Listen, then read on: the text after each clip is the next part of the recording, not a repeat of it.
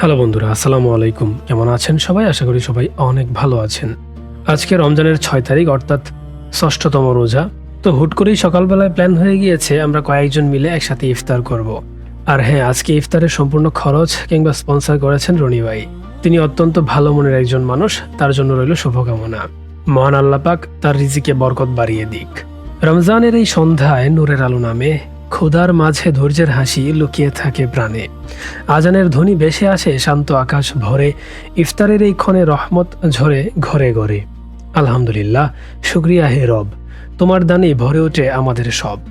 এই রোজার মাসে করো কবুল আমাদের দোয়া, তোমার রহমতে জড়িয়ে যাক সব মানুষের অন্তরটা। খেজুর আর পানির মাঝে বরকতের স্পর্শ, সিজদায় ভেজা চোখে ভালোবাসার হর্ষ। মাগরিবের সেই ডাকে ফিরে তোমার পানে, হে আল্লাহ তুমি রেখো আমাদের সঠিক পথে তোমার আশ্রয়ে। আলহামদুলিল্লাহ, শুকরিয়া হে রব, তোমার দানে ভরে ওঠে আমাদের সব। শুরু থেকেই সবকিছু ঠিকঠাক ছিল, কিন্তু একটু সময় দেরি হয়ে গিয়েছে। আমাদের সবকিছু গোছাতে গোছাতে আজানের ঠিক আগ মুহূর্ত হয়ে গিয়েছিল। যাই হোক, আমরা আসরের নামাজের পরপর বের হই বাড়ি থেকে ইফতারের জায়গায় যাওয়ার উদ্দেশ্যে। আর হ্যাঁ, জায়গাটা কিন্তু আসলেই খুব সুন্দর। এটা আমাদের বাড়ি থেকে খুব একটা বেশি দূরে নয়, নদীর চরে এই আয়োজনটা ছিল। আমাদের লোক সংখ্যা আরও 2 জন বেশি হওয়ার কথা ছিল, কিন্তু দুইজন কোনো না কোনো ব্যস্ততা কিংবা কোনো কারণে আসতে পারেনি। বাড়ি থেকে বের হলাম প্রয়োজনীয় সবকিছু নিয়ে। দেখতেই পাচ্ছেন মাথার উপরে লাল বোল। আলমগীর ভাই এটাকে হেলমেট হিসেবে ব্যবহার করেছেন। ওনার কথা মতে সেফটি ফার্স্ট। হেলমেট সবসময় হইল গিয়ে সেফটি ফার্স্ট। বড় একটা হেলমেট থাকলে 2 জন মিললে কিন্তু একটা হেলমেট দিয়ে চলন যেতেছে। লাল একটা হেলমেট, গরিব মানুষ বুঝেন না, একটা দিয়ে 2 জন। তারপর রাস্তার মোড়ে দাঁড়িয়ে থাকলাম লম্বা একটা সময় পর্যন্ত সাব্বিরের অপেক্ষায়। প্রায় অনেকটা লম্বা সময় পর সে আসলো এবং আমরা আস্তে আস্তে ভেতরের দিকে গেলাম, মানে নদীর চরের দিকে।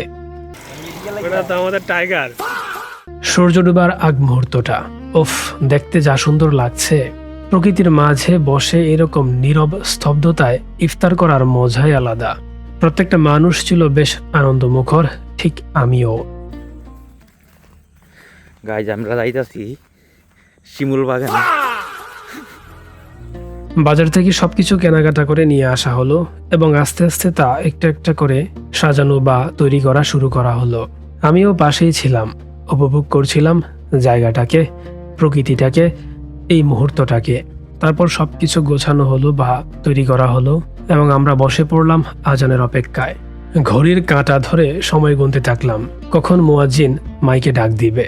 এর মাঝে আর একটা কথা বলে রাখি, জায়গাটা কে কে চিনেছেন অবশ্যই কমেন্ট করে জানাবেন, আর কে কে জানতে চান সেটাও কমেন্ট করবেন। অতঃপর মসজিদের মাইকে আল্লাহু আকবার ধ্বনি শোনা গেল। আমরা পানি পান করলাম, ইফতার করা শুরু করলাম। ইফতার শুধু দিন শেষে পেট পুরে খাওয়া নয়, এটি প্রত্যেকটা মুসলিমের, প্রত্যেকটা রোজাদার ব্যক্তির আনন্দ। রমজান মাসের ইফতারের সময়টা সত্যি বেশ মধুময় ও আনন্দমুখর। পরবর্তীতে আমরা আরও একটি ইফতার করব সবাই মিলে। আপনাদের জানা মতে যদি আশেপাশে সুন্দর মনোরম পরিবেশের জায়গা থাকে তাহলে অবশ্যই কমেন্ট করে জানাবেন। যাই হোক, আজ এ পর্যন্তই। সবাই ভালো থাকবেন, সুস্থ থাকবেন। পাশে থাকার জন্য অবশ্যই ফলো এবং সাবস্ক্রাইব বাটনে ক্লিক করবেন। আল্লাহ হাফেজ।